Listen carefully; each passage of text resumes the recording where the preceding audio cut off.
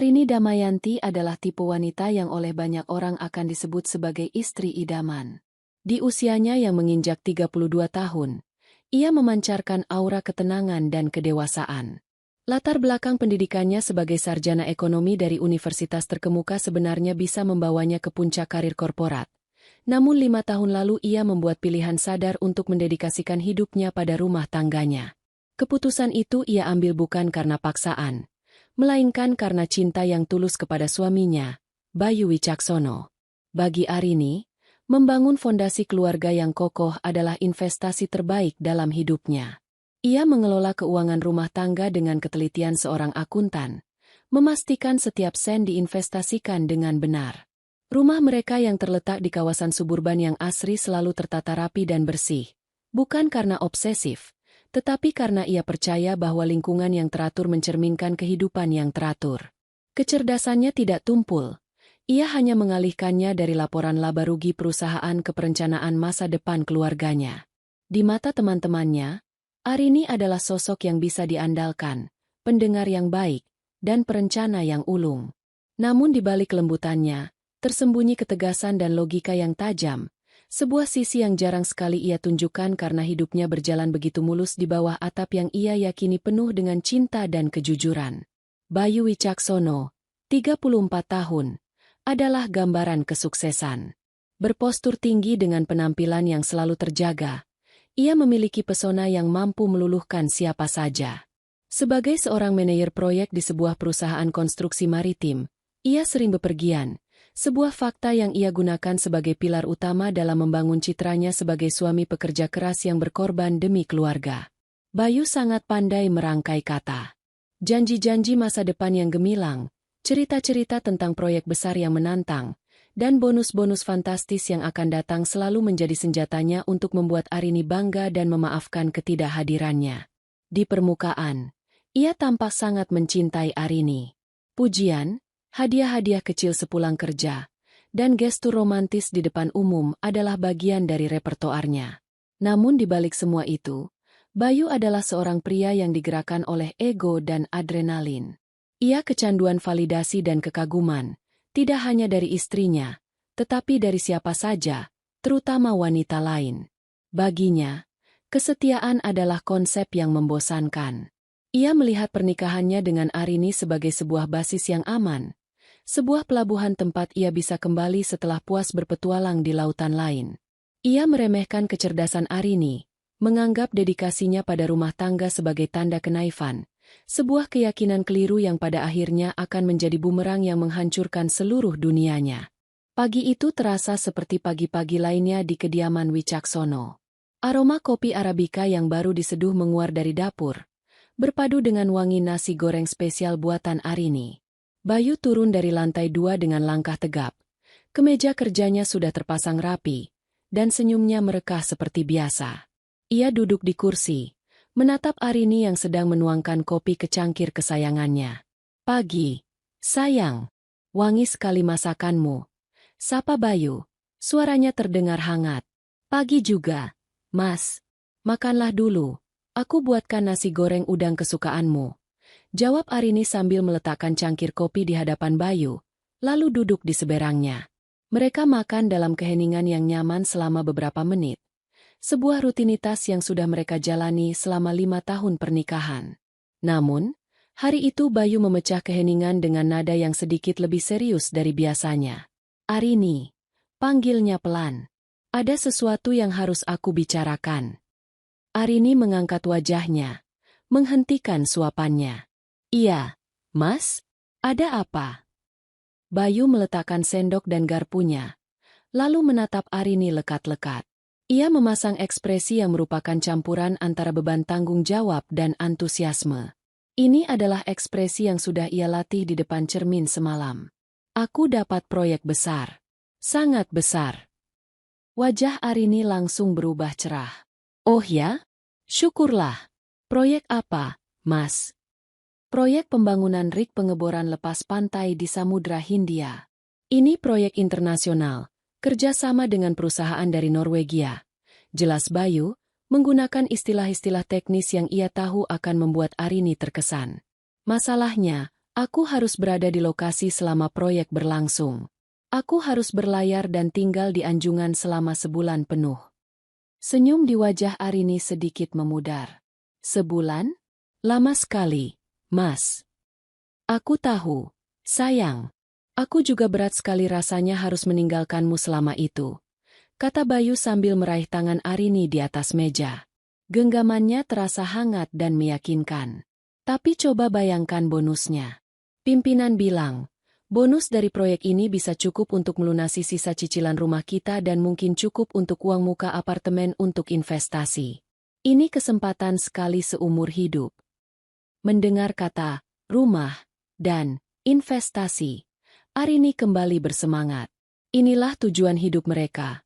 Tujuan yang selalu ia dukung dengan sepenuh hati. Melunasi rumah lebih cepat berarti mereka bisa fokus pada tabungan masa depan dan anak-anak kelak. Rasa sedih karena akan ditinggal lama perlahan tergantikan oleh rasa bangga.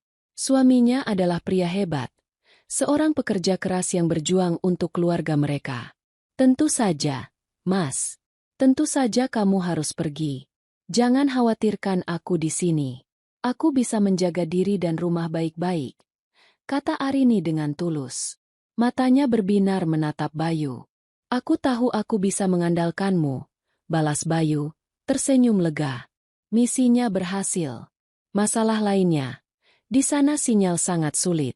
Kita di tengah lautan. Mungkin aku hanya bisa menelepon seminggu sekali. Itu pun lewat telepon satelit di kantor Anjungan.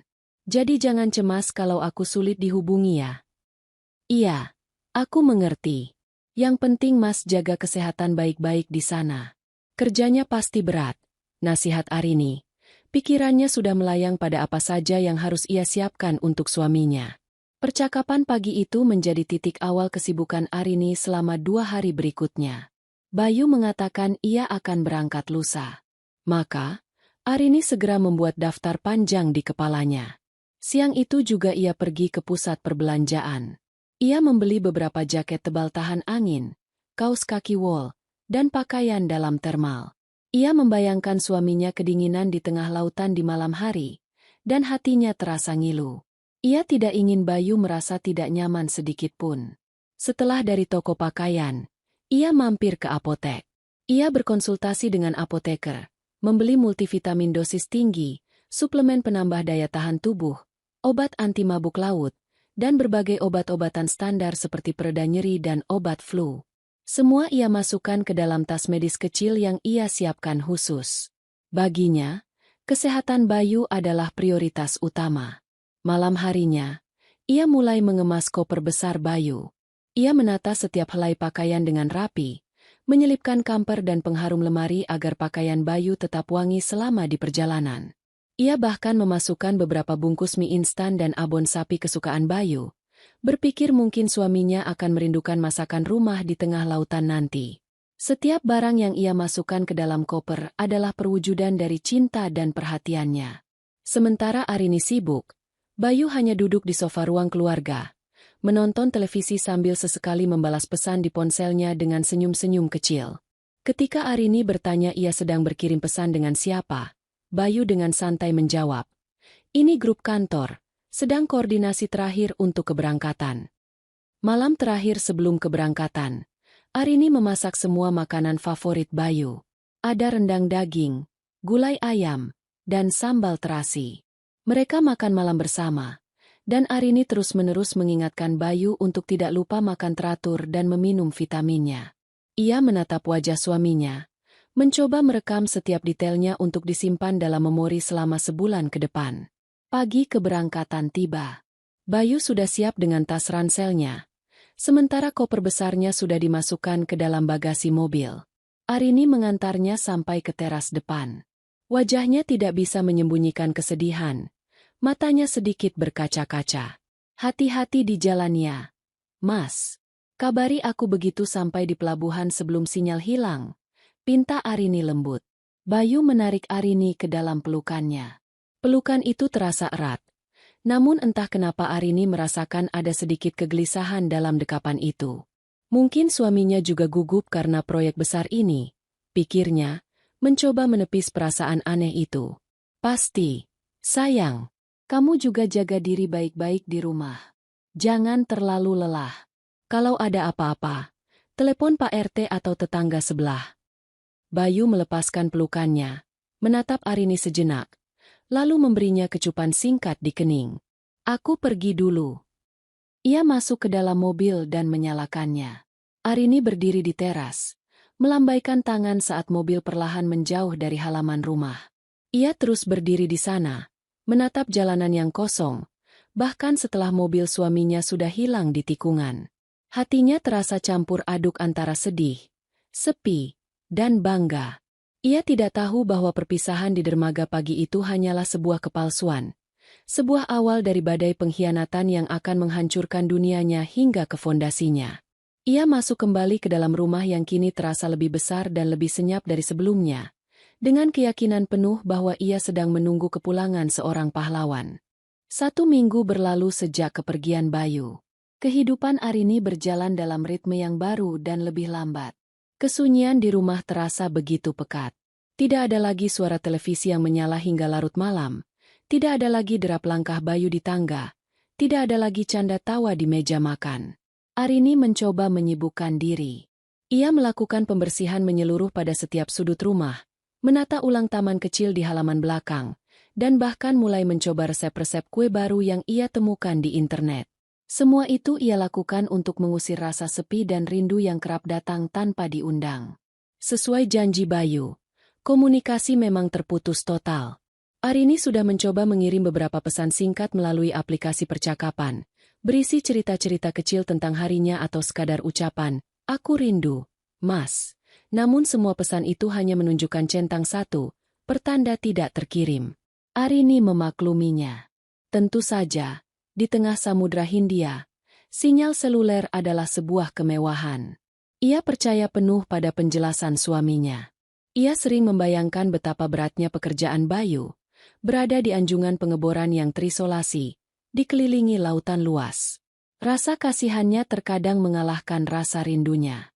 Pada hari ke-8, di suatu sore yang lengang, setelah selesai menyiram tanaman, Arini duduk bersantai di sofa ruang keluarga. Ia menyeduh teh melati dan membuka laptopnya, berniat untuk sekadar menjelajahi dunia maya, melihat kabar teman-teman lamanya. Ia membuka akun media sosialnya, sesuatu yang jarang ia lakukan dengan intens. Ia lebih suka kehidupan nyata ketimbang panggung digital. Jarinya secara otomatis menggulir beranda, melihat foto-foto liburan, unggahan tentang pekerjaan, dan meme lucu yang dibagikan teman-temannya. Tidak ada yang menarik perhatiannya secara khusus, sampai ia melihat sebuah unggahan dari Dian, teman semasa kuliahnya. Dian baru saja mengunggah satu album foto dengan judul Vitamin C di Bali. Akhirnya bisa kabur sejenak dari rutinitas. Arini tersenyum tipis. Bali memang selalu menjadi destinasi yang menyenangkan. Dengan rasa penasaran yang wajar, ia mengklik album tersebut untuk melihat foto-fotonya. Foto pertama adalah pemandangan matahari terbenam di sebuah pura. Foto kedua adalah Dian dan teman-temannya sedang menikmati kelapa muda di tepi pantai.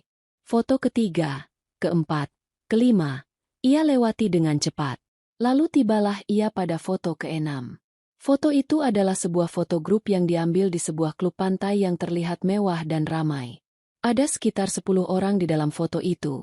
Semuanya tertawa lebar menghadap kamera, memegang gelas minuman berwarna-warni.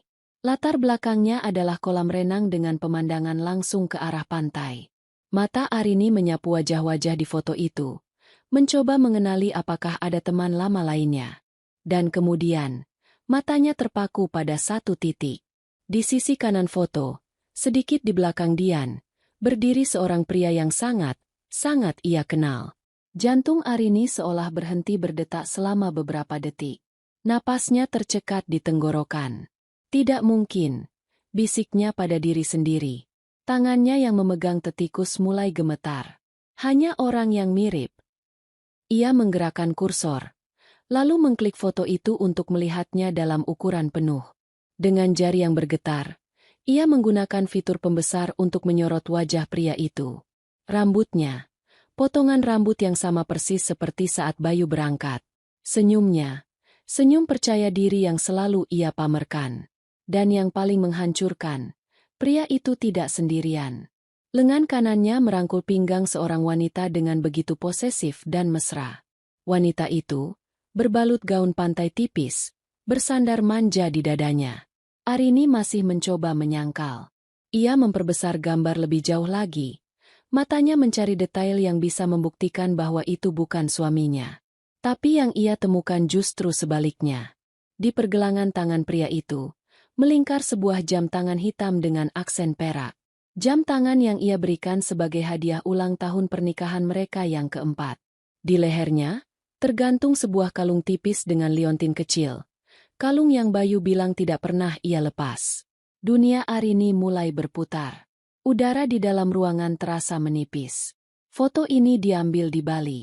Bali, bukan di tengah Samudra Hindia. Klub pantai, bukan anjungan pengeboran. Wanita cantik, bukan rekan kerja dari Norwegia. Dalam keadaan panik dan syok, sebuah ide terlintas di benaknya. Wanita itu. Siapa wanita itu? Dalam foto tersebut, Dian menandai beberapa akun temannya. Arini mengarahkan kursor ke wajah wanita yang dirangkul suaminya. Sebuah nama muncul di sana. Rania Adelia. Tanpa berpikir dua kali, Arini mengklik nama itu. Profil Rania tidak dikunci. Dan apa yang dilihat Arini selanjutnya adalah sebuah belati yang ditusukkan langsung ke jantungnya, diputar, dan dicabut dengan kasar. Halaman profil Rania adalah sebuah galeri kebohongan suaminya. Foto profilnya adalah swafoto dirinya dengan Bayu. Pipi mereka menempel.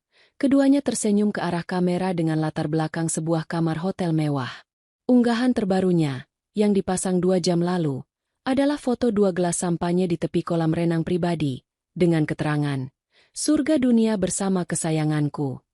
Arini menggulir ke bawah dengan tangan yang sudah tidak bisa berhenti gemetar. Ada foto Bayu yang sedang menyuapinya di sebuah restoran mahal. Ada foto mereka berdua sedang menaiki gajah. Ada video singkat Bayu yang sedang mengendarai jet ski sambil tertawa, dengan Rania yang merekam dari belakang. Tanggal unggahan semua foto dan video itu adalah dalam seminggu terakhir. Tanggal di mana Arini di rumah sedang merindukannya, mengkhawatirkan keselamatannya, dan mendoakannya. Setiap foto adalah tamparan. Setiap keterangan adalah hinaan. Kepalsuan perpisahan di depan teras rumah seminggu yang lalu kini terputar kembali di benaknya seperti sebuah film horor. Pelukan hangat itu, kecupan di kening itu, semua terasa seperti racun yang baru sekarang ia rasakan efeknya. Jaket tebal, vitamin, obat mabuk laut yang ia siapkan dengan penuh cinta, semua menjadi monumen kebodohannya. Laptop itu meluncur dari pangkuannya dan jatuh ke karpet dengan bunyi gedebuk pelan. Arini tidak peduli. Ia memeluk lututnya. Tubuhnya mulai bergetar hebat. Awalnya hanya isakan kecil yang tertahan. Namun tak lama kemudian tangisnya pecah. Bukan tangisan sedih yang lirih, melainkan sebuah raungan pilu yang keluar dari lubuk hatinya yang paling dalam. Ia menangis karena dikhianati, menangis karena merasa bodoh, menangis karena 5 tahun hidupnya terasa seperti sebuah lelucon besar. Ia menangis hingga tenggorokannya sakit dan air matanya kering. Ia menangis hingga seluruh tenaganya terkuras habis. Ia terbaring di lantai yang dingin, di tengah rumah besar yang kini terasa seperti sebuah makam bagi cinta dan kepercayaannya. Malam datang menggantikan sore, dan ruangan itu menjadi gelap. Arini tidak beranjak. Ia hanya menatap langit-langit yang hitam, pikirannya kosong. Namun, di tengah kehampaan itu, sesuatu yang baru mulai tumbuh. Seperti bara api kecil yang muncul dari tumpukan abu. Rasa sakit yang luar biasa itu perlahan mulai mengkristal, berubah bentuk menjadi sesuatu yang lain. Sesuatu yang dingin, keras, dan tajam. Amarah. Bukan amarah yang meledak-ledak, tetapi amarah yang membeku. Amarah yang menuntut perhitungan. Ia bangkit dari lantai dengan gerakan yang kaku. Ia tidak lagi terlihat seperti wanita yang hancur. Matanya, yang bengkak dan merah, kini memancarkan kilatan yang berbahaya. Ia tidak akan menjadi korban dalam drama ini. Ia akan mengambil alih kendali. Ia akan menjadi sutradara dari babak akhir cerita mereka. Dan di babak akhir itu, Bayu Wicaksono tidak akan mendapatkan akhir yang bahagia. Ia akan memastikan itu. Pembalasan baru saja dimulai. Kegelapan yang menyelimuti ruang keluarga adalah cerminan dari kegelapan yang telah menelan hati Arini. Selama berjam-jam ia tidak bergerak dari posisinya di lantai. Tubuhnya kaku, matanya menatap kosong ke langit-langit. Sisa-sisa tangis histeris masih terasa di tenggorokannya yang perih dan kepalanya yang berdenyut sakit. Rasa sakit akibat pengkhianatan itu begitu total, begitu fisik, seolah setiap sel di tubuhnya ikut merasakan luka yang menganga di hatinya. Bayangan-bayangan suaminya yang tertawa mesra dengan wanita lain terus berkelebat di benaknya. Setiap bayangan adalah sayatan baru. Namun, manusia memiliki batas dalam menampung kesedihan. Ketika wadah itu telah penuh dan meluap, yang tersisa bukanlah kekosongan, melainkan endapan. Bagi Arini, endapan itu adalah amarah yang dingin dan jernih. Perlahan, sangat perlahan, getaran di tubuhnya berhenti. Napasnya yang tadinya pendek-pendek dan tersengal kini menjadi dalam dan teratur. Sesuatu di dalam dirinya telah bergeser. Sakit hati itu tidak hilang. Ia hanya bermetamorfosis menjadi bahan bakar. Dengan gerakan yang terasa berat seperti mengangkat beban bertonton, Arini bangkit. Langkahnya sedikit goyah saat ia berjalan menuju saklar lampu. Cahaya terang yang tiba-tiba membanjiri ruangan membuatnya menyipitkan mata. Ia melihat pantulan dirinya di layar televisi yang hitam. Wajahnya pucat, matanya bengkak dan merah, rambutnya acak-acakan. Ia tampak seperti korban. Dan ia membenci pemandangan itu. Ia berjalan kembali ke tempat laptopnya tergeletak di karpet. Ia mengambilnya, membukanya, dan duduk dengan tegak di sofa. Kali ini, ia tidak membuka media sosial untuk menyiksa diri. Ia membukanya sebagai seorang penyelidik yang mengumpulkan barang bukti. Tangannya bergerak dengan ketepatan yang mekanis. Ia kembali ke profil Rania Adelia. Ia mengambil tangkapan layar dari setiap foto, setiap unggahan, setiap komentar yang menunjukkan interaksi mesra antara Rania dan Bayu. Ia memastikan tanggal dan waktu unggahan terlihat jelas. Ia bahkan menyimpan video jet ski itu. Suara tawa suaminya kini terdengar memuakkan di telinganya. Semua file itu ia kumpulkan dalam sebuah folder baru di komputernya. Ia berhenti sejenak, berpikir nama apa yang cocok untuk folder berisi bukti kehancuran rumah tangganya ini. Sebuah senyum sinis dan getir terukir di bibirnya. Ia menamai folder itu, Proyek Samudra Hindia. Kemudian, ia menyalin seluruh folder itu ke sebuah kandar kilas, flash drive, kecil yang ia temukan di laci meja kerja Bayu. Amunisi pertamanya telah siap. Setelah bukti diamankan, pikirannya mulai bekerja dengan kecepatan yang belum pernah ia rasakan sebelumnya. Logika dan analisis yang selama ini ia gunakan untuk mengelola anggaran rumah tangga kini ia kerahkan untuk tujuan yang berbeda, memetakan kelemahan suaminya. Ia mengambil buku catatan dan pena, lalu mulai menulis. Apa yang paling dicintai Bayu Wicaksono? Pertama, citra dan reputasinya. Bayu sangat peduli dengan pandangan orang lain. Ia harus terlihat sebagai suami yang sukses, pekerja keras, dan bertanggung jawab. Citra ini adalah topeng yang ia kenakan setiap hari. Merobek topeng itu akan membuatnya telanjang dan rentan. Kedua, uang dan kemewahan. Bayu menyukai kenyamanan hidup. Mobil yang mengkilap, jam tangan mahal, liburan mewah yang ternyata ia nikmati di belakangnya. Uang adalah alatnya untuk membeli kesenangan dan validasi. Tanpa uang, Bayu hanyalah pria biasa dengan ego yang besar. Melumpuhkan finansialnya sama dengan memotong kedua kakinya. Ketiga, zona nyamannya. Rumah ini, yang selalu bersih dan rapi. Kehidupan yang teratur di mana semua kebutuhannya selalu tersedia tanpa perlu ia pikirkan. Berkat Arini. Ia harus dibuat kehilangan tempatnya untuk pulang, tempatnya untuk bersembunyi. Arini menatap 3 poin yang ia tulis di buku catatannya. Itulah 3 pilar yang menopang kehidupan Bayu. Dan ia akan meruntuhkan ketiganya, satu persatu, hingga tidak ada lagi yang tersisa. Tapi ia tidak bodoh. Ia tidak akan bertindak gegabah. Setiap langkah harus diperhitungkan dan memiliki dasar hukum yang kuat agar tidak bisa diganggu-gugat. Pikirannya langsung tertuju pada seorang pengacara. Ia tidak mau sembarang pengacara. Ia butuh yang terbaik, seseorang yang tajam, agresif, dan tidak kenal ampun, terutama dalam kasus perceraian dan sengketa harta gono gini. Ia menyalakan kembali laptopnya dan mulai melakukan riset. Setelah 1 jam membandingkan beberapa firma hukum, satu nama terus muncul dengan ulasan yang sangat positif. Ratna Sastrawijaya, SH, MH. Klien-kliennya menggambarkannya sebagai hiu di ruang sidang, dan ahli strategi yang brilian. Sempurna. Arini mencari nomor telepon kantor hukum tersebut dan menekannya tanpa ragu. Suara seorang resepsionis yang profesional menjawab di seberang sana. Selamat siang, kantor hukum Ratna Rekan. Ada yang bisa saya bantu? Selamat siang, jawab Arini. Suaranya terdengar sangat tenang dan terkendali, seolah ia sedang menelepon untuk membuat janji dengan dokter gigi. Saya ingin membuat janji konsultasi dengan Ibu Ratna Sastrawijaya. Ini mengenai kasus perceraian dan pembagian aset. Baik, Bu. Boleh saya tahu nama Ibu? Arini Damayanti. Baik. Ibu Arini. Ibu Ratna ada jadwal kosong besok lusa pukul 10 pagi. Apakah waktu tersebut cocok untuk Anda? Cocok. Saya akan datang, kata Arini. Apakah ada dokumen yang perlu saya siapkan? Untuk konsultasi awal, mohon siapkan fotokopi KTP, kartu keluarga, dan buku nikah. Jika ada dokumen terkait aset bersama seperti sertifikat atau bukti kepemilikan, silakan dibawa juga.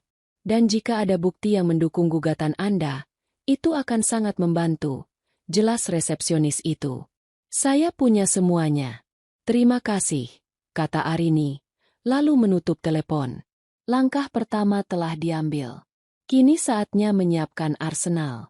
Arini berjalan menuju kamar tidur utama. Di sudut kamar, berdiri sebuah brankas besi berwarna abu-abu gelap. Bayu selalu berkata brankas itu untuk menyimpan barang-barang berharga mereka dari perampok.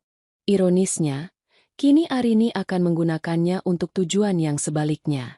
Ia memutar kombinasi angka yang ia hafal di luar kepala, tanggal ulang tahun pernikahan mereka. Sebuah detail romantis yang kini terasa seperti lelucon pahit. Pintu brankas terbuka dengan bunyi klik yang memuaskan. Di dalamnya, tersusun rapi map-map berisi dokumen penting. Tangannya bergerak dengan mantap. Ia mengeluarkan map berisi sertifikat rumah atas nama mereka berdua. Lalu BPKB mobil mewah dan mobil klasik kesayangan Bayu. Surat-surat kepemilikan saham. Laporan investasi reksadana. Semuanya ia tumpuk di atas tempat tidur. Kemudian matanya menangkap sebuah map berwarna biru di bagian paling bawah. Ia menariknya keluar. Di sampulnya tertulis, surat kuasa. Jantungnya berdebar sedikit lebih cepat. Ia ingat saat menandatangani dokumen ini setahun yang lalu. Bayu menjelaskannya dengan santai. Ini hanya untuk formalitas, sayang. Kalau aku sedang di luar kota dan ada dokumen perbankan atau investasi yang butuh tanda tangan mendesak, kamu bisa mewakiliku. Biar praktis. Saat itu Arini menandatanganinya tanpa membaca detailnya, karena ia percaya 100% pada suaminya. Sekarang, ia membaca setiap kata di dalam surat kuasa itu dengan teliti. Dibuat di hadapan notaris, dokumen itu memberinya kuasa penuh untuk menjual, membeli, dan mengalihkan semua aset bergerak maupun tidak bergerak yang terdaftar atas nama Bayu Wicaksono atau atas nama mereka berdua. Sebuah senyum dingin tersungging di bibir Arini. Bayu, dalam kesombongan dan keyakinannya bahwa istrinya adalah wanita naif yang penurut, telah memberinya senjata paling ampuh untuk menghancurkannya. Ia telah menyerahkan pisau kepadanya. Dan kini Arini tidak akan ragu untuk menggunakannya. Ia menumpuk map surat kuasa itu di atas tumpukan dokumen lainnya. Air matanya mungkin telah mengering, tapi dari sisa-sisa kepedihan itu, ia telah menulis draft pertama dari sebuah rencana pembalasan yang sempurna. 2 hari kemudian, pukul 10 pagi kurang 5 menit, Arini melangkah keluar dari taksi dan berdiri di depan sebuah gedung perkantoran modern di pusat kota. Ia menatap plakat berwarna emas di lobi, kantor hukum Ratna Aurekan. Ia menarik napas dalam-dalam, bukan karena gugup, tetapi untuk memantapkan hatinya. Penampilannya hari itu sangat berbeda dari citra istri rumahan yang biasa ia sandang. Ia mengenakan blus sutra berwarna gelap, celana bahan yang pas di badan, dan blazer yang terstruktur dengan baik. Rambutnya ia sanggul rapi, dan wajahnya dirias tipis namun tegas. Ia tidak datang sebagai korban yang menangis. Ia datang sebagai klien yang serius. Ruang tunggu kantor hukum itu terasa sejuk dan sedikit mengintimidasi, didominasi oleh perabotan kayu gelap dan rak-rak buku yang menjulang tinggi berisi buku-buku hukum tebal. Resepsionis yang menyapanya di telepon mempersilakannya duduk, dan tak lama kemudian, seorang wanita parubaya dengan penampilan yang sangat tajam keluar dari sebuah ruangan. Itulah Ratna Sastrawijaya. "Ibu Arini, silakan masuk," kata Ratna. Suaranya tegas namun tidak ketus. Arini mengikutinya masuk ke dalam ruangan yang luas dan menghadap ke pemandangan kota. Mereka duduk berhadapan, dipisahkan oleh sebuah meja mahoni yang besar dan kosong. "Jadi, apa yang bisa saya bantu, Bu Arini?" Tanya Ratna langsung ke pokok permasalahan. Matanya menatap Arini dengan tajam, seolah sedang memindai klien di hadapannya. Tanpa banyak basa-basi, Arini meletakkan sebuah map tebal dan kandar kilas di atas meja. "Saya ingin mengajukan gugatan cerai terhadap suami saya, Bayu Wicaksono. Di dalam map ini ada semua dokumen kepemilikan aset bersama kami, dan di dalam kandar kilas ini ada bukti perselingkuhan yang sedang ia lakukan saat ini juga." Ratna mengangkat alisnya sedikit, terkesan dengan keterus-terangan dan persiapan Arini. Ia mengambil kandar kilas itu dan memasangnya ke laptop di mejanya. Selama hampir 15 menit, ia menyimak dalam diam. Ia membuka setiap foto, menonton video itu 2 kali, dan membaca tanggal-tanggalnya. Wajahnya tidak menunjukkan emosi, tetapi sorot matanya semakin menajam. "Bukti ini lebih dari cukup," kata Ratna setelah selesai. "Sangat jelas, terperinci, dan tidak terbantahkan. Posisi Anda sangat kuat." "Bagus," jawab Arini singkat. "Tapi saya tidak hanya ingin bercerai. Suami saya berbohong. Ia mengatakan sedang bekerja di lepas pantai padahal ia sedang berlibur dengan wanita ini. Ia menggunakan uang kami bersama untuk membiayai pengkhianatannya. Saya ingin mengambil kembali semua yang menjadi hak saya, dan semua yang telah ia sia-siakan." Arini kemudian mendorong map biru berisi surat kuasa ke hadapan Ratna. "Ia membuat saya menandatangani ini setahun yang lalu." Ratna mengambil dokumen itu dan membacanya dengan teliti. Setelah selesai, ia meletakkannya kembali di meja dan menatap Arini dengan sorot mata yang baru, sebuah campuran antara kekaguman dan simpati profesional. "Ibu Arini, suami Anda telah melakukan kesalahan fatal. Dengan dokumen ini, Anda adalah pengendali penuh aset kalian. Anda bisa melikuidasi semuanya bahkan sebelum surat gugatan cerai sampai di tangannya." "Itulah rencana saya," tegas Arini. "Saya ingin Anda memandu saya agar setiap langkah yang saya ambil legal dan tidak bisa dibatalkan." Pertemuan itu berlangsung selama hampir 2 jam. Ratna, sang ahli strategi, membedah setiap aset dan merancang urutan serangan. "Prioritas pertama adalah rekening bank bersama," jelasnya. "Itu adalah aset paling likuid. Pindahkan semua dana ke rekening pribadi baru yang sudah Anda siapkan. Lakukan hari ini juga. Setelah itu, kita urus saham dan reksadana. Terakhir, properti." Keluar dari kantor hukum itu, Arini merasa seperti seorang jenderal yang baru saja menerima peta pertempuran. Ia tidak langsung pulang. Tujuan berikutnya adalah cabang utama bank tempat ia dan Bayu menyimpan sebagian besar tabungan mereka. Masuk ke dalam bank yang ramai, Arini merasa detak jantungnya sedikit meningkat. Ini adalah titik di mana tidak ada lagi jalan untuk kembali. Ia mengambil nomor antrian untuk layanan pelanggan dan duduk dengan punggung tegak lurus. Ketika nomornya dipanggil, ia berjalan ke meja dengan langkah yang mantap. "Selamat siang, Bu. Ada yang bisa dibantu?" sapa seorang petugas wanita yang ramah. "Siang. Saya Arini Damayanti. Saya ingin menutup rekening bersama atas nama saya dan suami saya, Bayu Wicaksono, dan memindahkan seluruh saldonya ke rekening pribadi saya," kata Arini dengan tenang, sambil menyodorkan buku tabungan, KTP, dan dokumen-dokumen lainnya. Petugas itu sedikit terkejut. "Menutup rekening dan memindahkan seluruh saldo, Bu?" Apakah ibu yakin? Sangat yakin, jawab Arini. Tatapannya dingin dan tidak goyah. Karena jumlahnya yang sangat besar, petugas itu harus memanggil atasannya, manajer cabang. Seorang pria berjas datang menghampiri. Ia meninjau dokumen Arini dengan kening berkerut. Ibu Arini, ini adalah dana yang sangat signifikan. Biasanya untuk transaksi seperti ini kami membutuhkan kehadiran kedua belah pihak. Inilah saatnya. Arini dengan tenang mengeluarkan surat kuasa yang asli dari tasnya. Saya memiliki surat kuasa penuh yang dibuat di hadapan notaris untuk melakukan transaksi apapun atas nama suami saya. Silakan periksa keabsahannya. Manajer itu mengambil surat kuasa tersebut, membacanya bolak-balik, lalu menelepon bagian legal bank untuk verifikasi. Arini menunggu dengan sabar. Wajahnya tidak menunjukkan emosi apapun, meskipun di dalam hatinya ada badai yang bergemuruh. Setelah 10 menit yang terasa seperti 1 jam, manajer itu kembali. Wajahnya terlihat profesional, tapi Arini bisa menangkap nada hormat dalam suaranya. Semua dokumen sudah terverifikasi dan sah. Bu Arini, kami akan segera memproses permintaan Anda. Proses itu memakan waktu hampir setengah jam. Arini menandatangani beberapa formulir, sementara jari-jari petugas bank menari di atas keyboard. Akhirnya, sebuah slip konfirmasi transaksi dicetak dan diserahkan kepadanya. Arini melihat angka yang tertera di sana. Ratusan juta rupiah, hasil kerja keras dan hematnya selama bertahun-tahun, kini aman di dalam rekeningnya sendiri. Ia mengucapkan terima kasih dengan sopan, lalu berjalan keluar dari bank. Begitu pintu kaca tertutup di belakangnya, ia menghela napas panjang. Bukan napas kelegaan yang membahagiakan, tetapi napas yang menandai selesainya sebuah tugas berat.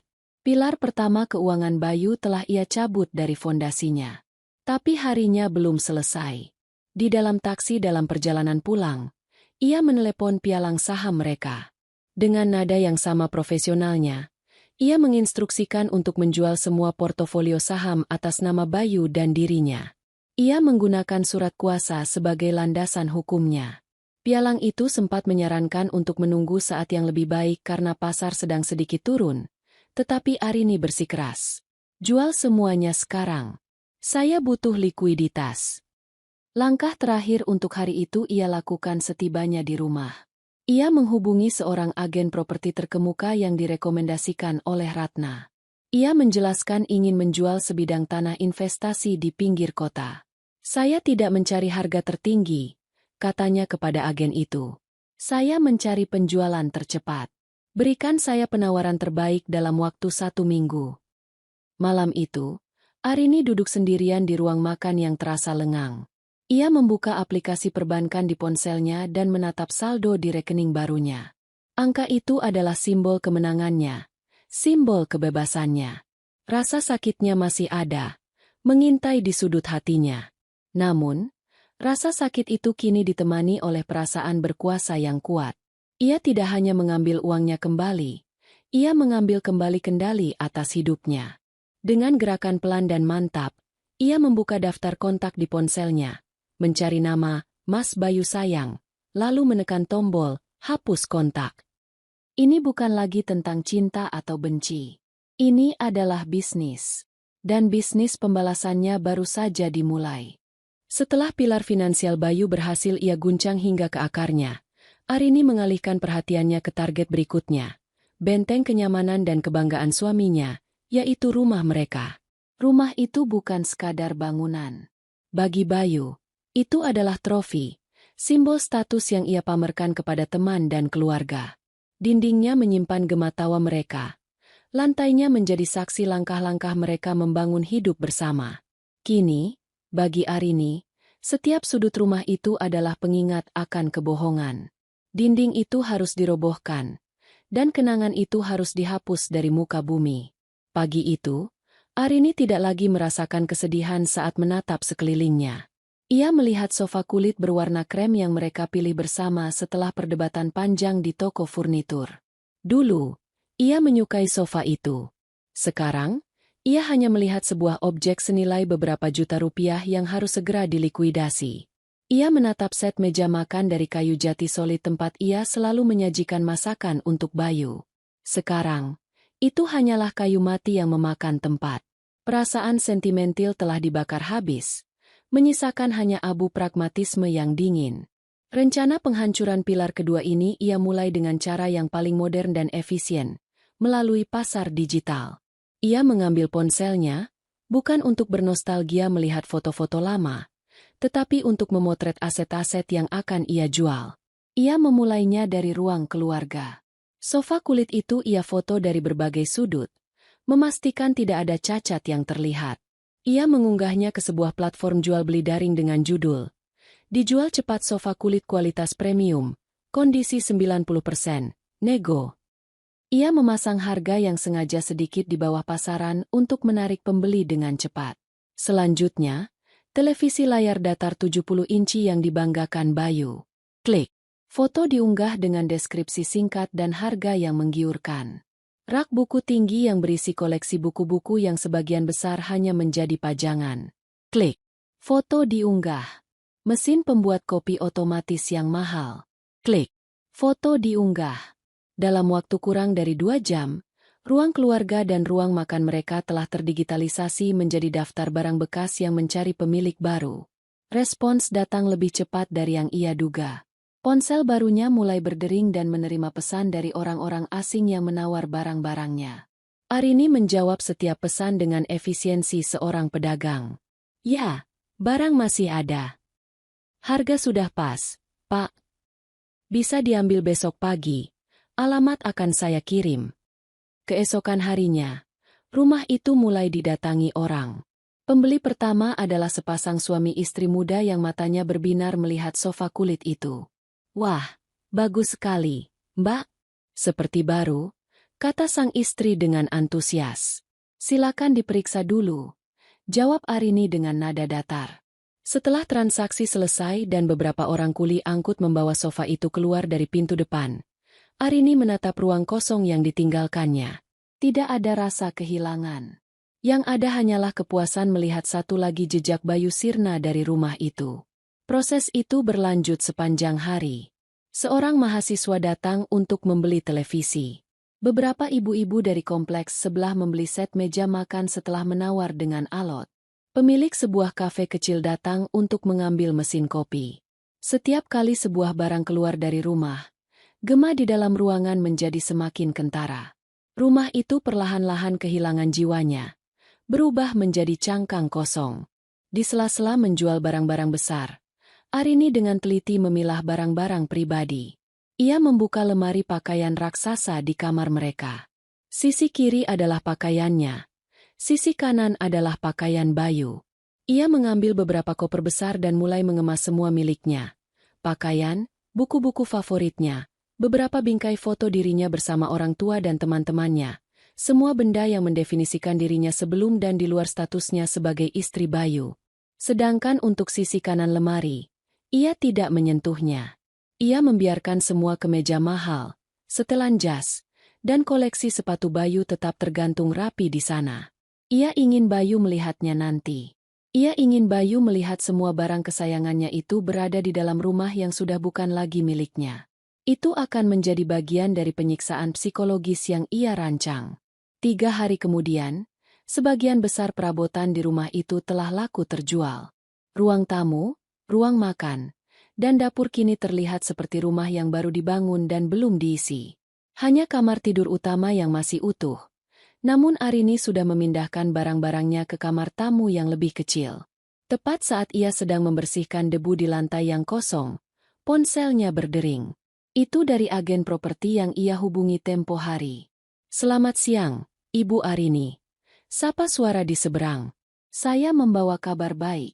Ada seorang pengembang yang sangat tertarik dengan tanah dan rumah Ibu. Mereka berencana membangun beberapa unit ruko di lokasi tersebut. Mereka mengajukan penawaran tunai." Agen itu menyebutkan sebuah angka. Seperti yang Arini duga, harganya sedikit di bawah nilai pasar, namun selisihnya tidak signifikan. Sebagai gantinya, pembeli menawarkan pembayaran tunai dan proses yang sangat cepat. "Saya terima penawarannya," jawab Arini tanpa ragu sedetik pun. Luar biasa, Bu. Cepat sekali, kata agen itu, terdengar sedikit terkejut. Kalau begitu, bisakah kita bertemu besok untuk menandatangani perjanjian pengikatan jual-beli? Pihak pembeli ingin semuanya selesai dalam 2 minggu ke depan. Bisa. Atur saja waktunya, kata Arini. Pertemuan untuk penandatanganan dilakukan di kantor notaris. Arini datang sendiri, membawa semua dokumen asli yang diperlukan, termasuk surat kuasa sakti itu. Di hadapan notaris dan perwakilan pembeli, Arini menandatangani setiap lembar dokumen dengan tangan yang mantap. Dengan beberapa goresan pena di atas kertas bermeterai, rumah yang menjadi saksi bisu 5 tahun pernikahannya kini secara hukum telah berpindah tangan. Ia menerima uang muka yang nilainya sangat besar, langsung ditransfer ke rekening barunya. Malam itu, Arini kembali ke rumah yang secara teknis sudah bukan lagi miliknya. Ia berdiri di tengah ruang tamu yang kosong dan gelap. Suara langkah kakinya sendiri terdengar menggema, memantul di dinding-dinding yang telanjang. Tidak ada lagi kehangatan, tidak ada lagi kenangan. Yang ada hanyalah ruang kosong yang menunggu untuk dihancurkan dan dibangun kembali menjadi sesuatu yang baru. Sebuah metafora yang sempurna untuk hidupnya. Ia tidak tidur di kamar utama. Ia menggelar sebuah kasur lipat tipis di lantai kamar tamu, di antara tumpukan kotak-kotak berisi barang-barangnya. Ia tidak merasa seperti seorang gelandangan di rumahnya sendiri. Ia merasa seperti seorang prajurit yang beristirahat di kamp setelah berhasil merebut wilayah musuh. Pilar kedua telah runtuh. Benteng kenyamanan Bayu telah ia ratakan dengan tanah. Kini, saatnya melancarkan serangan yang paling menyakitkan. Serangan yang akan meruntuhkan pilar terakhir, harga diri dan reputasi suaminya.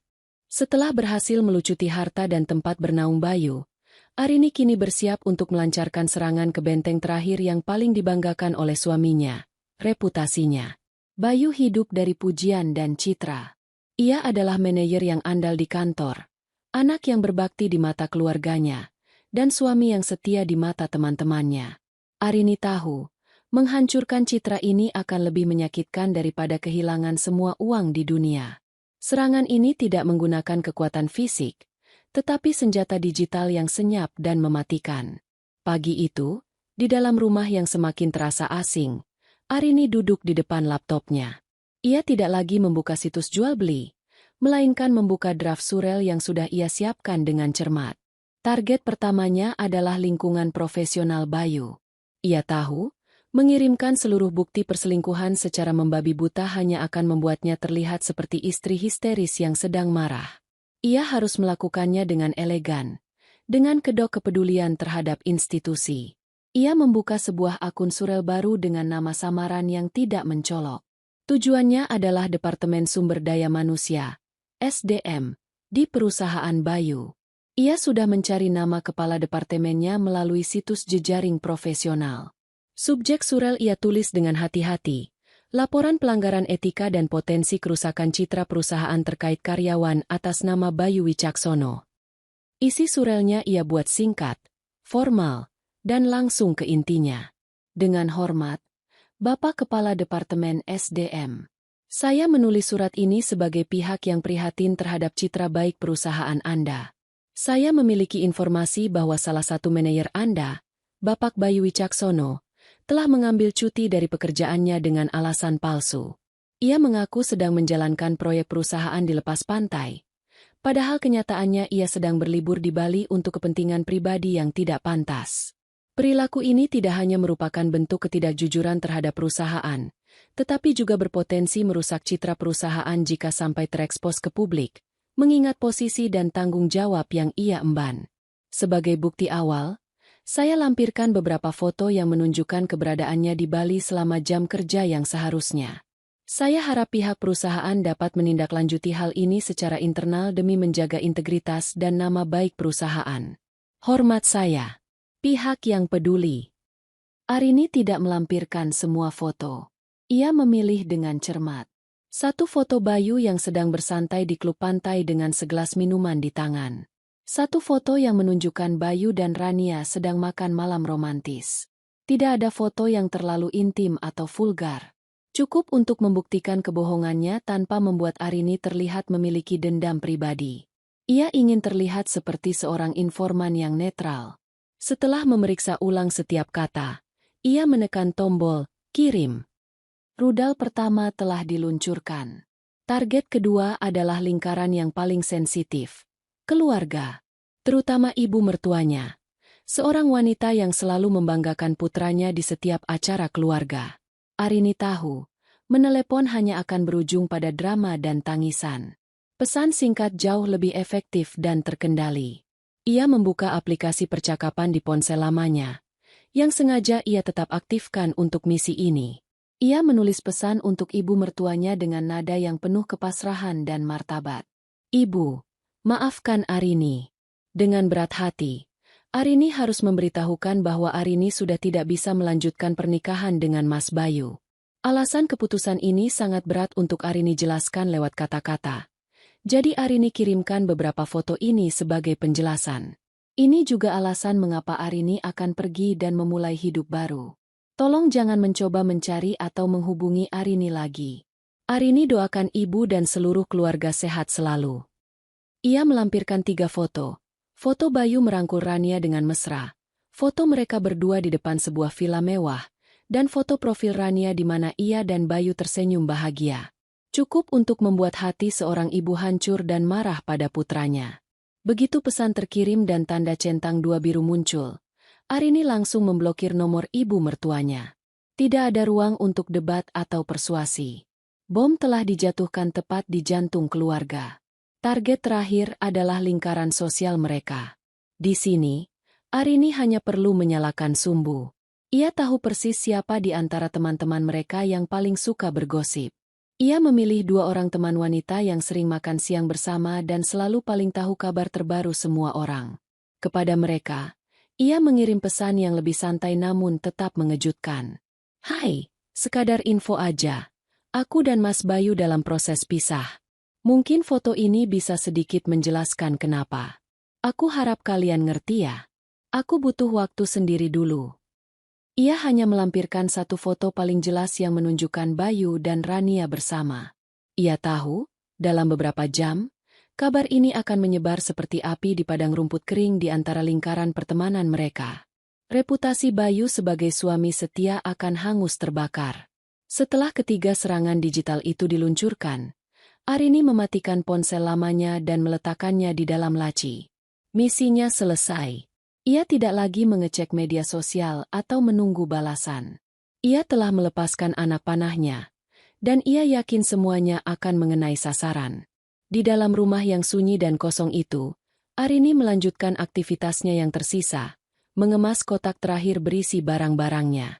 Ia bekerja dalam keheningan, sementara di luar sana, di dunia digital dan nyata, bom waktu yang ia pasang mulai meledak satu persatu. Ia bisa membayangkan kepanikan di kantor SDM, tangis histeris ibu mertuanya, dan bisik-bisik kaget di antara teman-teman mereka.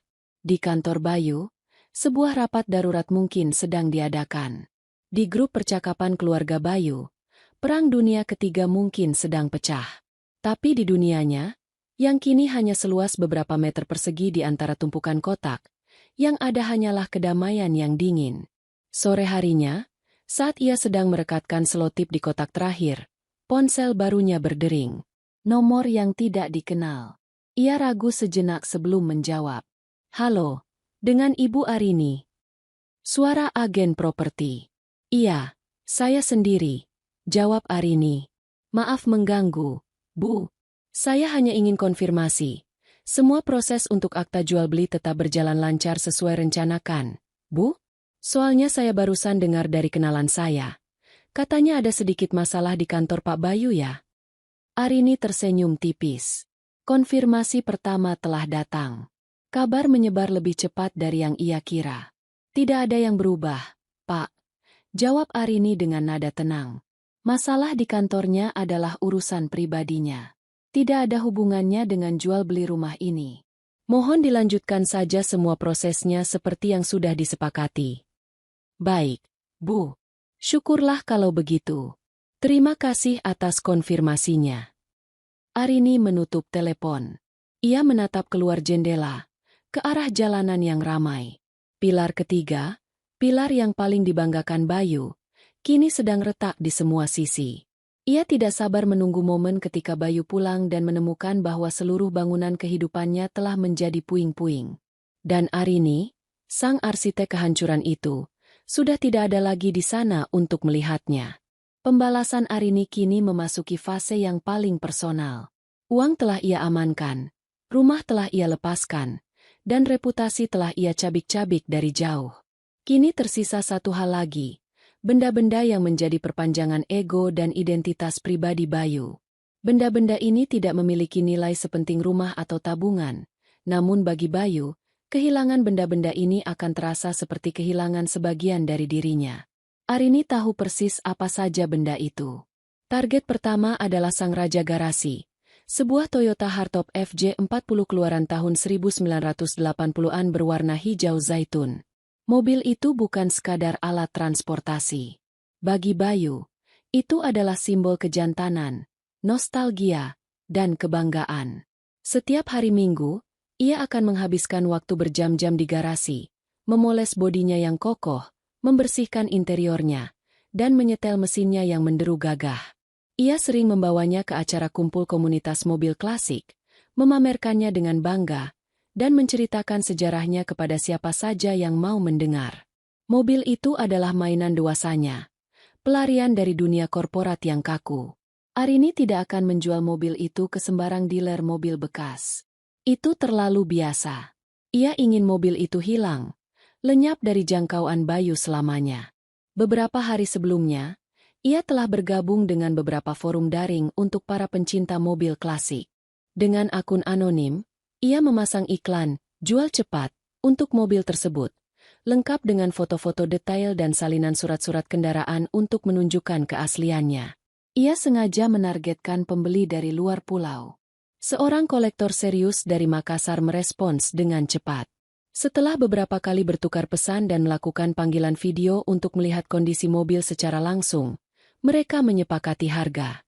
Sang kolektor sangat antusias. Ia bahkan bersedia mengatur pengiriman menggunakan jasa kargo kapal laut. Hari eksekusi pun tiba. Sebuah truk pengangkut mobil, car carrier, berukuran sedang memasuki kompleks perumahan dan berhenti tepat di depan rumah Arini. Dua orang pria turun dan menyapanya. Arini menyambut mereka dengan tenang, lalu membuka pintu garasi. Di sana, sang hardtop hijau zaitun berdiri gagah, seolah tidak tahu nasib apa yang menantinya. Salah satu pria itu masuk ke dalam mobil, menyalakan mesinnya. Suara deru mesin yang berat dan khas itu menggema di garasi yang kosong untuk terakhir kalinya. Arini hanya menonton tanpa ekspresi saat mobil kesayangan suaminya itu dengan perlahan dinaikkan ke atas truk pengangkut. Ia menyerahkan BPKB asli dan kunci serep kepada pria itu, menerima bukti transfer pembayaran yang sudah masuk ke rekeningnya. Saat truk itu mulai bergerak menjauh, membawa pergi salah satu sumber kebahagiaan terbesar Bayu, Arini tidak merasakan apa-apa selain rasa dingin yang memuaskan. Ia tidak menoleh ke belakang. Baginya, itu hanyalah sebongkah besi tua yang berhasil ia ubah menjadi uang. Target kedua berada di dalam sebuah kotak bludru berwarna hitam yang tersimpan di laci paling atas di lemari Bayu. Koleksi jam tangan. Bayu percaya bahwa jam tangan adalah cerminan karakter seorang pria. Koleksinya tidak terlalu banyak, hanya 5 buah, tapi semuanya dipilih dengan cermat. Ada jam tangan selam buatan Swiss dengan bingkai yang kokoh untuk menunjukkan sisi petualangnya. Ada jam tangan kulit minimalis dari Jerman yang selalu ia pakai saat rapat penting. Ada jam tangan kronograf Jepang yang sporty. Dan yang paling berharga, sebuah jam tangan lawas bermerek Omega, warisan dari almarhum kakeknya. Bayu sangat memuja jam itu, menyimpannya untuk acara-acara paling spesial. Arini memasukkan kelima jam tangan itu ke dalam tas tangannya dan pergi ke sebuah kawasan bisnis di pusat kota. Tujuannya adalah sebuah toko yang reputasinya terkenal di kalangan pedagang barang mewah bekas. Toko itu kecil, tidak mencolok, namun dijaga dengan sangat ketat. Di dalam, seorang pria paruh baya yang tampak profesional menyambutnya. Arini langsung mengutarakan maksudnya. Ia meletakkan kelima jam tangan itu di atas meja beralas bludru. Pria itu memakai sarung tangan katun dan mengambil sebuah kaca pembesar. Ia memeriksa setiap jam dengan teliti, satu persatu. Yang ini kondisinya bagus, mesinnya terawat. Komentarnya sambil memeriksa jam tangan selam Swiss. Yang ini juga, desain klasik. Ketika ia sampai pada jam Omega warisan itu, ia menatap Arini. Yang ini punya nilai sejarah, Bu. Model tua seperti ini banyak dicari kolektor. Sangat disayangkan jika dijual. Saya tidak tertarik dengan sejarahnya. Saya tertarik dengan harganya. Jawab Arini dengan suara dingin. Pria itu terdiam sejenak, lalu mengangguk paham. Ia tidak bertanya lebih jauh.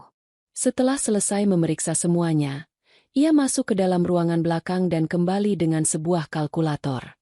Ia menghitung sejenak, lalu menyebutkan sebuah angka total yang cukup besar. Saya ambil, kata Arini tanpa menawar. Transaksi dilakukan dengan cepat.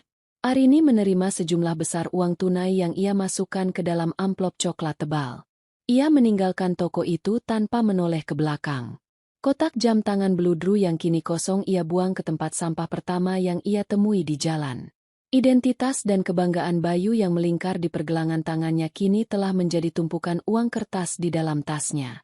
Serangan terakhir pada barang pribadi Bayu adalah yang paling banal namun juga paling merendahkan. Saat kembali ke rumah, Arini membuka lemari pakaian di kamar utama. Di sana, tergantung rapi puluhan kemeja bermerek, setelan jas mahal, dasi sutra, dan di bagian bawah berjejer sepatu-sepatu kulit yang harganya jutaan. Semua itu adalah kulit luar yang dipakai Bayu untuk menampilkan citra suksesnya. Arini tidak berniat menjualnya. Terlalu merepotkan. Ia juga tidak akan menyumbangkannya. Itu perbuatan yang terlalu mulia untuk seorang pengkhianat. Ia mengambil beberapa kantong sampah plastik hitam berukuran besar dari dapur. Satu persatu, ia mencabut pakaian-pakaian itu dari gantungannya, meremasnya tanpa peduli, dan memasukkannya ke dalam kantong sampah. Kemeja yang baru dicuci bersih, setelan jas yang baru kembali dari penatu, semuanya ia perlakukan layaknya sampah. Sepatu-sepatu kulit itu ia lempar begitu saja ke dalam kantong yang lain. Dalam waktu kurang dari 1 jam, sisi lemari Bayu yang tadinya penuh sesak kini kosong melompong. Hanya menyisakan beberapa gantungan baju yang telanjang. 4 kantong sampah hitam besar kini berdiri di sudut garasi, bersebelahan dengan tumpukan majalah bekas. Arini akan meninggalkan kantong-kantong itu di sana. Biarlah pemilik baru rumah ini yang memutuskan nasibnya. Apakah akan dibuang ke tempat pembuangan akhir atau diberikan kepada pemulung? Pesannya jelas. Bagi Arini, semua yang tersisa dari Bayu, termasuk pakaian yang pernah melekat di tubuhnya, kini nilainya setara dengan sampah. Pembersihan total telah selesai. Arini telah melucuti suaminya hingga telanjang, baik secara finansial, sosial, maupun personal. Kini, hanya tersisa satu langkah terakhir. Satu gestur final untuk menutup babak ini dengan sempurna. 2 minggu telah berlalu sejak Arini melancarkan serangan pertamanya. Rumah itu kini benar-benar kosong. Gema langkah kaki terdengar begitu jelas, memantul di dinding-dinding yang telanjang. Semua barang miliknya sudah terkemas rapi dalam beberapa kotak kardus yang ditumpuk di satu sudut. Besok pagi, jasa pindahan akan datang untuk mengangkutnya ke kota baru, ke kehidupan baru. Besok juga merupakan hari di mana pemilik baru akan secara resmi mengambil alih rumah ini. Waktu Arini hampir habis. Menurut jadwal palsu yang diberikan Bayu, ia seharusnya kembali dari pelayaran dalam waktu sekitar 1,5 minggu lagi. Arini harus memastikan panggung penyambutannya telah siap sebelum ia benar-benar menghilang. Siang itu, Arini melakukan satu pembelian terakhir. Ia pergi ke toko perabotan murah dan membeli sebuah meja kecil paling sederhana yang bisa ia temukan, serta sebuah kursi kayu. Ia membawanya pulang dan meletakkannya tepat di tengah-tengah ruang tamu yang maha luas dan kosong itu. Meja itu tampak begitu kecil dan kesepian, sebuah pemandangan yang aneh dan surreal. Itulah panggung utamanya. Arini duduk di kursi itu. Ia mengeluarkan selembar kertas surat berkualitas baik berwarna gading dan sebuah pena tinta hitam yang mengalir lancar. Di tengah keheningan rumah, ia mulai menulis surat terakhirnya untuk Bayu. Tangannya tidak gemetar. Tulisannya rapi, tegas, dan terkendali. Ia tidak menulis surat panjang yang penuh amarah atau uraian air mata. Itu tidak akan memuaskan. Ia menulis surat yang singkat, tajam, dan menghina. Setiap katanya adalah racun yang dilapisi madu sarkasme. Selamat datang kembali dari pelayaranmu. Semoga liburanmu di Bali menyenangkan. Aku sudah melihat foto-fotonya. Kau tampak sangat bahagia. Sebagai hadiah atas kerja kerasmu, semua bonus dan aset hasil pelayaran itu sudah kuamankan.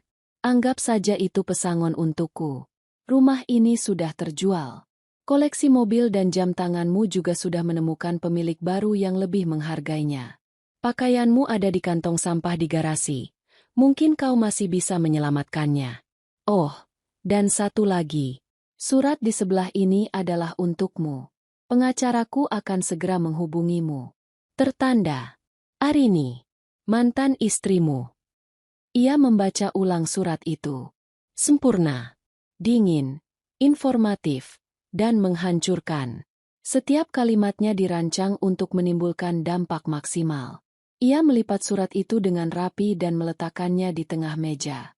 Lalu, ia mengambil sebuah amplop coklat besar yang baru saja diantar oleh kurir dari kantor pengacara Ratna Sastrawijaya. Isinya adalah salinan resmi surat gugatan cerai yang telah didaftarkan di Pengadilan Agama, lengkap dengan stempel kepanitraan yang basah. Ini bukan lagi ancaman. Ini adalah sebuah proses hukum yang telah berjalan. Ia meletakkan amplop coklat itu di sebelah surat tulisan tangannya. Panggung penyambutan itu kini lengkap. Sebuah meja kecil di tengah ruangan kosong. Di atasnya, terhidang dua menu utama. Sebuah surat perpisahan yang pahit dan sebuah panggilan sidang dari pengadilan. Sebuah tableau minimalis yang merangkum seluruh kehancuran hidup Bayu Wicaksono. Keesokan paginya, tepat pukul 8, truk pindahan tiba. Para pekerja dengan efisien mengangkut kotak-kotak milik Arini. Tidak banyak, hanya cukup untuk memulai hidup baru. Saat kotak terakhir dinaikkan, Arini berjalan mengelilingi rumah itu untuk terakhir kalinya. Ia tidak merasakan nostalgia. Ia merasa seperti seorang seniman yang baru saja menyelesaikan mahakaryanya dan kini sedang menilainya dari setiap sudut. Ia puas dengan hasil kerjanya. Sebelum pergi, ia melakukan satu hal terakhir. Ia mengambil kunci rumah dari sakunya. Alih-alih mengunci pintu dari dalam, ia keluar, menutup pintu, lalu meletakkan kunci itu di bawah keset, sesuai instruksi agen properti untuk diserahkan kepada pemilik baru. Namun, ia punya alasan lain. Ia tidak ingin Bayu kesulitan masuk. Ia ingin pintu itu mudah dibuka, agar Bayu bisa langsung melangkah masuk ke dalam neraka yang telah ia siapkan untuknya. Sebuah taksi yang telah ia pesan datang menjemputnya. Ia masuk ke dalam, memberikan alamat sebuah stasiun kereta api kepada sopir. Saat taksi itu perlahan menjauh dari kompleks perumahan tempat ia menghabiskan 5 tahun hidupnya, Arini tidak menoleh ke belakang melalui kaca spion. Ia mengambil ponsel barunya, membuka galeri, dan menatap sebuah foto. Foto sebuah apartemen kecil yang bersih dan terang di kota lain, yang sudah ia sewa untuk 6 bulan ke depan. Untuk pertama kalinya dalam beberapa minggu, seulas senyum tipis yang tulus terbit di bibirnya. Itu bukan senyum kemenangan atau pembalasan. Itu adalah senyum kebebasan. Panggung telah ia siapkan. Aktor utama sedang dalam perjalanan pulang. Dan ia, sang sutradara, telah meninggalkan gedung pertunjukan bahkan sebelum tirai dibuka. Bayu Wicaksono keluar dari terminal kedatangan bandara dengan langkah angkuh. Senyum puas tersungging di bibirnya. Liburan sebulan penuh di Bali bersama Rania adalah pelarian yang sempurna. Ia merasa seperti seorang jenius yang berhasil mengakali seluruh dunia. Ia berhasil meyakinkan Arini, menikmati kemewahan tanpa batas, dan kini ia akan kembali ke pelukannya yang aman, ke dalam rumah tangganya yang nyaman, seolah tidak ada apapun yang terjadi. Di dalam tasnya, ada sebuah kain pantai murah yang ia beli di pasar seni, sebuah alibi kecil untuk memperkuat cerita bohongnya tentang oleh-oleh dari rekan kerja di pelabuhan. Rania sudah mulai sedikit menyebalkan di minggu terakhir, menjadi lebih manja dan menuntut.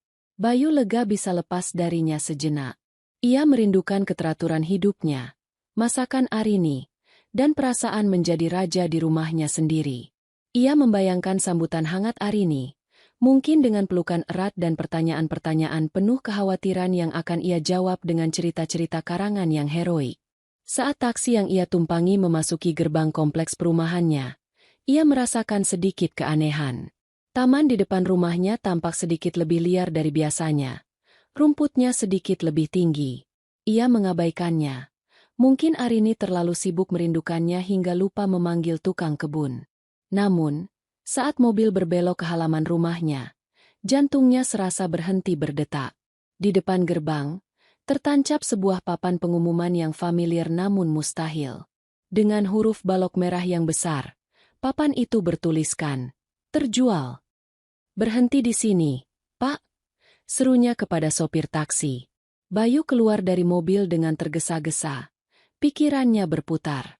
Ini pasti kesalahan. Agen properti salah memasang papan di rumah yang salah. Tidak mungkin. Arini tidak akan pernah menjual rumah tanpa memberitahunya. Ia bahkan tidak punya kuasa untuk melakukannya. Pikir Bayu dalam kesombongannya. Ia menyeret kopernya. Berjalan melewati papan itu dengan perasaan tidak enak yang semakin menjadi-jadi. Ia sampai di depan pintu utama. Anehnya, pintu itu tidak terkunci rapat. Ia mendorongnya sedikit. Dan pintu itu terbuka dengan derit pelan. "Arini, sayang, aku pulang," serunya. Suaranya terdengar ragu. Tidak ada jawaban. Yang menyambutnya adalah gema dari suaranya sendiri, memantul di dalam ruangan yang kosong. Matanya membelalak tak percaya. Ruang tamu itu lompong. Sofa kulit, meja kopi, rak buku, televisi raksasa, semuanya lenyap. Hanya ada lantai keramik dingin yang memantulkan cahaya dari jendela. "Apa-apaan ini?" gumamnya. Kepanikan mulai merayap naik ke tenggorokannya. "Perampokan? Apa kita dirampok?" Ia berlari dari satu ruangan ke ruangan lain. Ruang makan kosong. Dapur kosong. Semua perabotan, semua peralatan elektronik, hilang tak bersisa. Ia berlari menaiki tangga dengan napas terengah-engah. Jantungnya berdebar kencang. "Arini, kamu di mana?" teriaknya. Ia menerobos masuk ke kamar tidur utama. Ranjang mereka yang besar dan mewah, hilang. Meja rias Arini, hilang. Lemari kecil, hilang. Tapi kemudian ia melihat sesuatu yang lebih membingungkan lagi. Lemari pakaian raksasa itu masih berdiri di sana. Dengan tangan gemetar, ia membukanya. Sisi kiri, tempat pakaian Arini, kosong melompong. Sisi kanan, sisinya, masih penuh sesak dengan kemeja, setelan jas, dan semua pakaian mahalnya. Ini bukan perampokan. Perampok mana yang akan meninggalkan setelan jas mahal dan hanya mengambil pakaian wanita? Perampok mana yang akan bersusah payah mengangkut ranjang dan sofa? Logikanya mulai runtuh. Rasa dingin yang menakutkan mulai menyelimutinya. Ini terasa seperti sesuatu yang disengaja. Sesuatu yang direncanakan. Dengan langkah gontai, ia kembali ke lantai bawah. Matanya yang liar menyapu ruangan yang kosong, mencoba mencari jawaban. Dan kemudian, ia melihatnya. Di tengah-tengah ruang tamu yang luas, berdiri sebuah meja kecil yang tampak konyol dan tidak pada tempatnya. Di atas meja itu, ada dua benda. Selembar surat terlipat dan sebuah amplop coklat besar. Seperti seekor ngengat yang tertarik pada api, ia berjalan mendekati meja itu. Kakinya terasa seperti jeli. Ia mengenali tulisan tangan yang rapi di surat terlipat itu. Tulisan tangan Arini. Tangannya gemetar hebat saat ia mengambil dan membukanya. "Selamat datang kembali dari pelayaranmu." Jantungnya mencelos. "Pelayaranmu." Dengan tanda kutip. "Semoga liburanmu di Bali menyenangkan. Aku sudah melihat foto-fotonya. Kau tampak sangat bahagia." Bali. Foto-foto. Darahnya seolah surut dari wajahnya. Ia merasa mual. Bagaimana? Bagaimana Arini bisa tahu? Sebagai hadiah atas kerja kerasmu, semua bonus dan aset hasil pelayaran itu sudah kuamankan. Anggap saja itu pesangon untukku. Rumah ini sudah terjual. Koleksi mobil dan jam tanganmu juga sudah menemukan pemilik baru yang lebih menghargainya. Pakaianmu ada di kantong sampah di garasi. Mungkin kau masih bisa menyelamatkannya. Setiap kalimat adalah sebuah pukulan telak ke ulu hatinya. Mobil, jam tangan, bahkan pakaiannya? Ia terhuyung mundur. Napasnya sesak. Ini tidak nyata. Ini mimpi buruk. Oh, dan satu lagi. Surat di sebelah ini adalah untukmu. Pengacaraku akan segera menghubungimu. Ia menatap amplop coklat besar itu dengan ngeri. Dengan sisa-sisa kekuatannya, ia merobek amplop itu dengan kasar. Ia menarik keluar isinya. Matanya terpaku pada kop surat di bagian atas. Pengadilan Agama. Dan di bawahnya, dengan huruf tebal, gugatan cerai. Saat itulah dunianya benar-benar hancur berkeping-keping. Surat itu jatuh dari genggamannya yang lemas. Tepat pada saat itu, ponselnya berdering. Nama ibunya tertera di layar. Ia menjawab dengan linglung. Bayu, apa yang sudah kamu lakukan? Suara ibunya melengking histeris di seberang sana. Arini mengirimiku foto-fotomu dengan perempuan jalang itu. Kamu membuat malu seluruh keluarga. Ibumu malu, Bayu. Bu, aku. Ia tidak bisa berkata-kata. Belum sempat ia menjawab, panggilan lain masuk. Dari atasannya. Ia mengabaikan panggilan ibunya dan menjawab panggilan dari bosnya. Wicaksono, sapa suara dingin dan tanpa emosi dari atasannya. Kami sudah menerima laporan dan bukti penipuan cuti yang Anda lakukan. Mulai hari ini Anda diskors tanpa batas waktu sambil menunggu hasil investigasi komite etik. Jangan datang ke kantor. Klik. Panggilan diputus. Ponsel itu meluncur dari tangannya. Jatuh ke lantai dengan bunyi yang keras. Semuanya terjadi begitu cepat. Rumahnya hilang. Hartanya hilang. Reputasinya hancur. Keluarganya marah. Pekerjaannya di ujung tanduk. Dan Arini yang lembut, yang penurut, yang selalu ia anggap remeh, telah melakukan semua ini. Ia akhirnya mengerti. Ini bukan perampokan. Ini adalah eksekusi. Dan ia adalah terpidana matinya. Rasa kehilangan yang luar biasa menghantamnya seperti gelombang tsunami. Bukan kehilangan uang atau materi, tetapi kehilangan Arini. Kehilangan pusat gravitasinya yang selama ini ia sia-siakan. Ia kehilangan satu-satunya orang yang tulus mencintainya. Dan ia sendiri yang telah memberikan pisau kepada Arini untuk membunuhnya. Sebuah suara aneh keluar dari tenggorokannya. Awalnya seperti erangan, lalu berubah menjadi raungan. Raungan kesakitan, penyesalan, dan keputusasaan yang paling murni. Ia jatuh berlutut di lantai keramik yang dingin dan keras. Ia memukul-mukul lantai dengan kedua tangannya hingga buku-buku jarinya memerah. Air mata yang tidak pernah ia keluarkan selama bertahun-tahun kini tumpah ruah, membasahi wajahnya. Ia menangis terseduh-seduh, meraung seperti binatang yang terluka, memanggil-manggil nama Arini ke dalam ruang hampa yang hanya memantulkan kembali suara kepedihannya sendiri. Di tengah reruntuhan hidupnya, Bayu Wicaksono akhirnya menangis. Sebuah tangisan penyesalan yang datang terlalu mahal dan terlalu terlambat. 6 bulan kemudian, di sebuah kota yang berbeda, fajar menyingsing dengan warna-warni yang lembut. Di sebuah apartemen studio yang kecil namun terang dan bersih, Arini Damayanti memulai harinya. Ia menyeduh secangkir kopi, lalu berjalan ke balkon kecilnya untuk menyirami pot-pot tanaman herbal yang mulai tumbuh subur. Udara pagi terasa segar. Dan pemandangan kota yang mulai terjaga terasa penuh harapan. Tidak ada lagi jejak-jejak kepedihan di matanya. Yang ada hanyalah ketenangan dan fokus. Dengan modal yang ia miliki, Arini tidak foya-foya. Sebagian besar ia investasikan kembali dengan bijak. Ia menggunakan sebagian kecilnya untuk memulai bisnis konsultasi keuangan skala kecil dari apartemennya.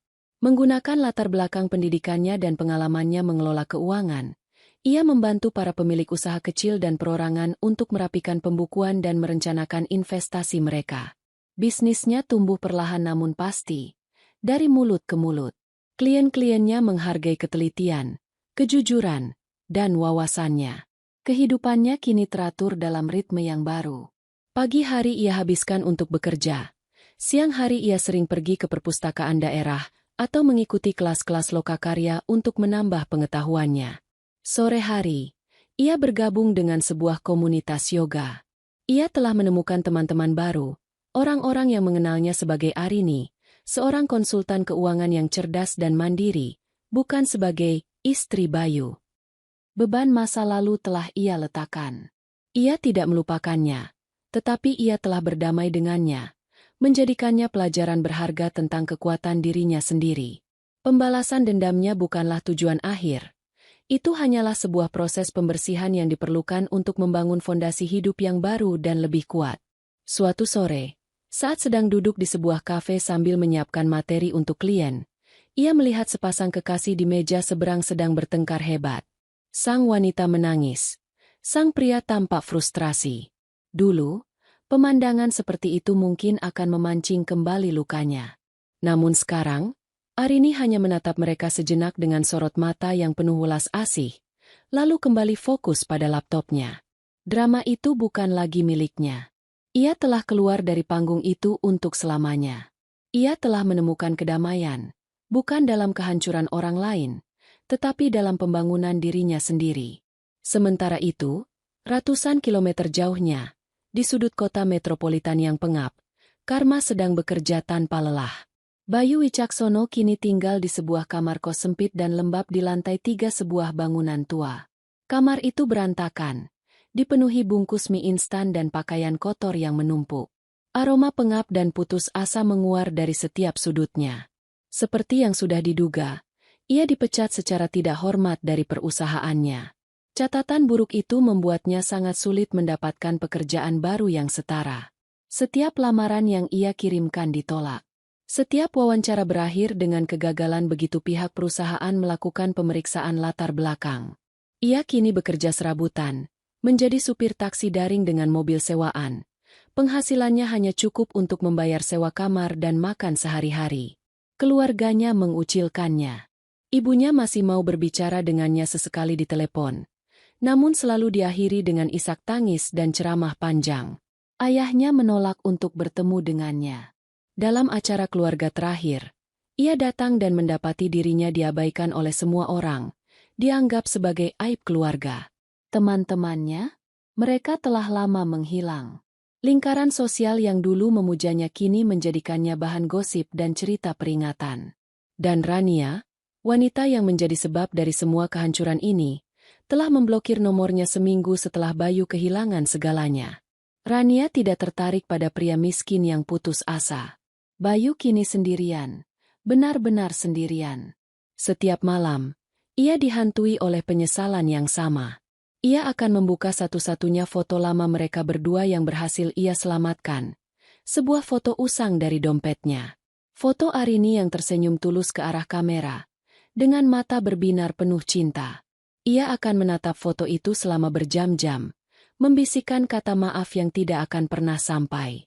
Ia kini mengerti nilai dari apa yang pernah ia miliki, tepat di saat semua itu telah hilang tanpa sisa. Ia terjebak dalam penjara masa lalunya, sebuah neraka yang ia ciptakan dengan tangannya sendiri. Tirai cerita pun ditutup dengan dua pemandangan yang kontras. Di kota yang satu, Arini berdiri di balkon apartemennya, menatap matahari terbit yang menjanjikan hari baru. Ia menyesap kopinya, dan seulas senyum tulus merekah di wajahnya saat ia menatap cakrawala masa depannya yang cerah dan tak terbatas. Di kota yang lain, Bayu duduk di tepi ranjangnya yang reot di dalam kamar yang gelap. Cahaya remang-remang dari luar jendela menyinari wajahnya yang kuyu dan tidak terurus. Ia menatap foto Arini di tangannya, dan setetes air mata jatuh membasahi gambar senyuman yang tak akan pernah bisa ia lihat lagi secara langsung. Ia selamanya menatap ke belakang, ke masa lalu yang telah ia hancurkan. Arini tidak menang karena berhasil menghancurkan Bayu. Ia menang karena berhasil membangun kembali dirinya sendiri. Dan Bayu, ia tidak kalah karena Arini. Ia kalah karena kesombongan dan pengkhianatannya sendiri. Keadilan tidak datang dalam bentuk ledakan amarah, melainkan dalam putaran roda karma yang sunyi, pasti, dan tak terhindarkan. Tak terhindarkan. Tak terhindarkan. Tak terhindarkan. Tak terhindarkan. Tak terhindarkan. Tak terhindarkan.